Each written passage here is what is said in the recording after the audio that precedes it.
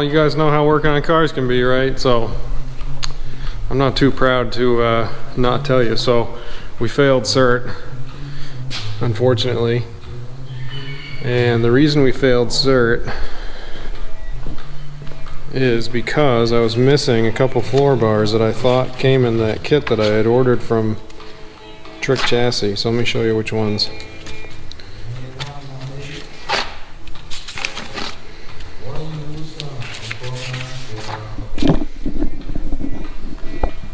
So 6A, this is the front of the car here, of the floor, and 6B. They got to go from the outer frame rail to the inner on both sides, and I didn't have those because I thought the way that it was worded was if I had a stock firewall, floor pan, and door hinge area that I wouldn't need them. And the other thing that was screwed up, it wasn't missing, but the number 1 bar, the one on the back here, is supposed to intersect with the main hoop. Like they're supposed to be right like a 90-degree angle from each other. And with that Trick Chassis floor bar kit that I bought, I put it in how the pictures all showed it, because it was already pre-cut and notched.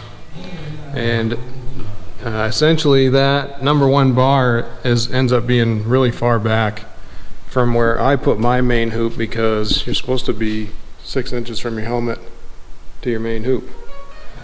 So with the main hoop that far forward to meet my helmet requirement and have me be comfortable with the steering wheel and the pedals and everything, the main hoop is in front of like the door opening,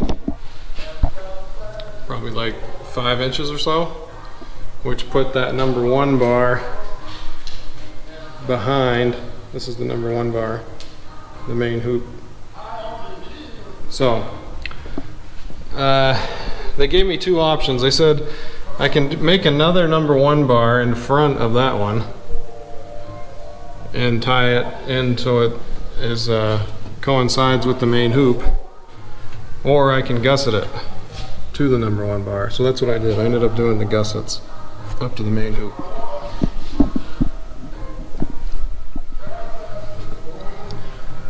And then for the 6A and 6B bar, I just ended up going off the inner frame rail here and tying it in, and it was supposed to be in line with the 6C, which doubles as the transmission cross member. So I got all the bars in there now, and I just have to paint them up and then do a little bit of floor patch on these 2 guys.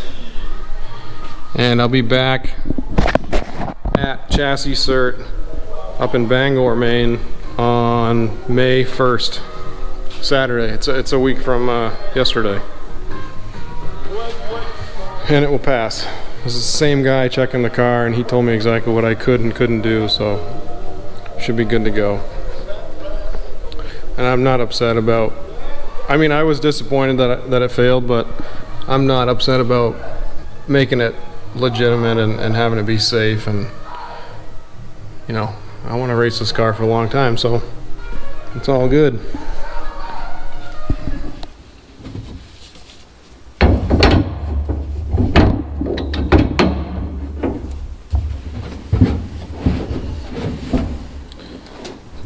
What do you guys think? Think I look like I fit in here pretty good?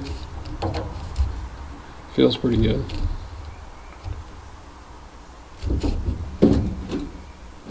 Feels awesome. Yeah, I wanted to show you guys. I got my little shifter mount. I mean, it's nothing crazy, but I got this little mount from, I actually found it on Facebook Marketplace. A guy must have a CNC plasma table or something, and he cuts these out.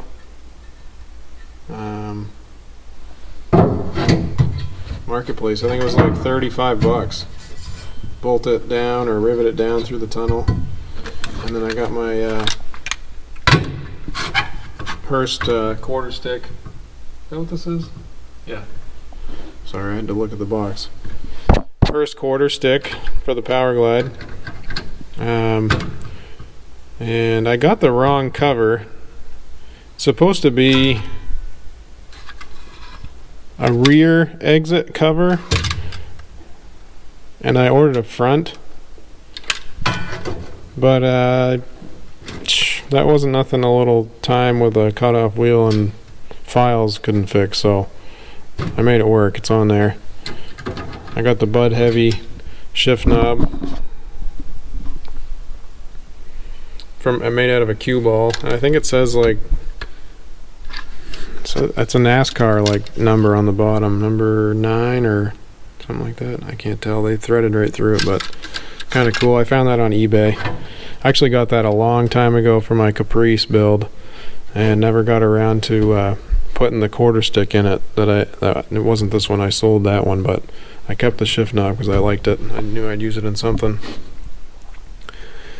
So I was going to get the pistol grip with the trans brake button on the top because those are badass looking, but saved a few bucks going this way. And I've got 2 buttons for my steering wheel, so I'm going to have trans brake here and bump in over here.